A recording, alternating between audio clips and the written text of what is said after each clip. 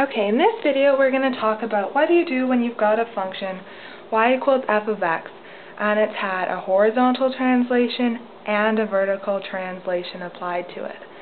So one thing a lot of people think is when you've got, x plus 2, you move that 2 units to the right.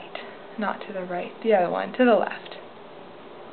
So moving to the left, you're starting to talk about, -1, -2, -3, the negative numbers. So a lot of people are like, why is that? Why do you do the opposite? You've got a plus sign there, but you move it to the negative side. Well, I'm going to get to that in just a sec. But notice that if I have y plus 3 over here, that plus sign is also telling me move in the positive direction. Take your point and move it up 3 spaces. But what if I wrote it a different way, and instead I put the 3 on the other side? Well, how do I get rid of that 3? I subtract 3 from both sides, then plus 3 minus 3, that's 0, so those will cross out, and I'll get y equals f of x plus 2, that didn't change, and now I have minus 3. So now I've got the positive sign saying move to the left, which is sort of the opposite of what would make sense, and now I've got a negative sign, but that actually means move in the negative direction, or since we're talking about y, means take your point and move it down.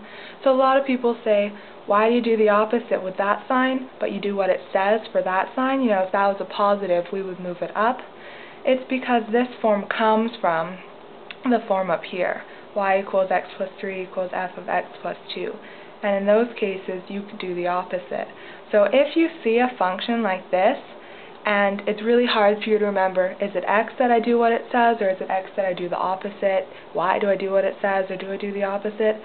Just take your -3, whatever number you have, plus 10, whatever it is, move it to the other side, and then you'll do the opposite in both cases. And so, I've got a graph here. I don't know what the equation is, just some algebraic equation. We've got our horizontal translation and our vertical translation. So I think first I want to do the vertical translation. And I'm going to move it every point down 3 units.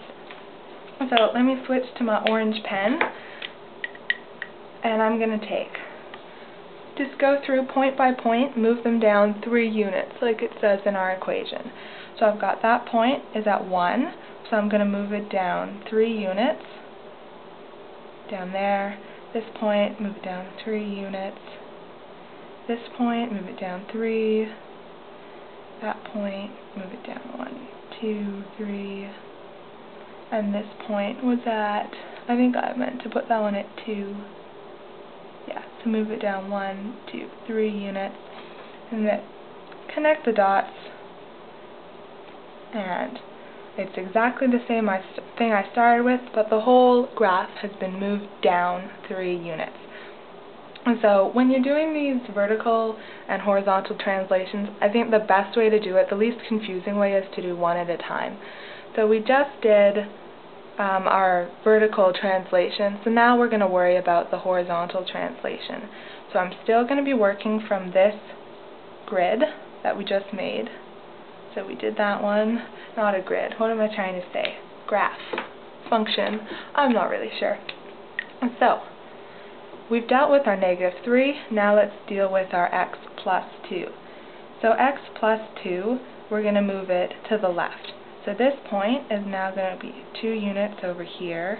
This point moves twice. This point, 1, 2. This point, 1, 2. This point, I just did that one, losing my mind. 1, 2 would be over here. Now I'm confused. 1, 2, no, it's right there. Okay, so then connect the dots. Does that look like the same graph? Yeah, my scale gets a little weird, but it's the same thing, we've just moved it all to the left. So I'm going to do some more videos that show you the same principle we talked about in here, so stay tuned for part 4. It's going to be exactly like this. I think what we're going to do in part 4 is we'll have something like y, let's do y minus 3 equals f of x minus 2. So the next video will show you what to do when the signs are the opposite of what they were in this video. So I'll see you guys there. Bye.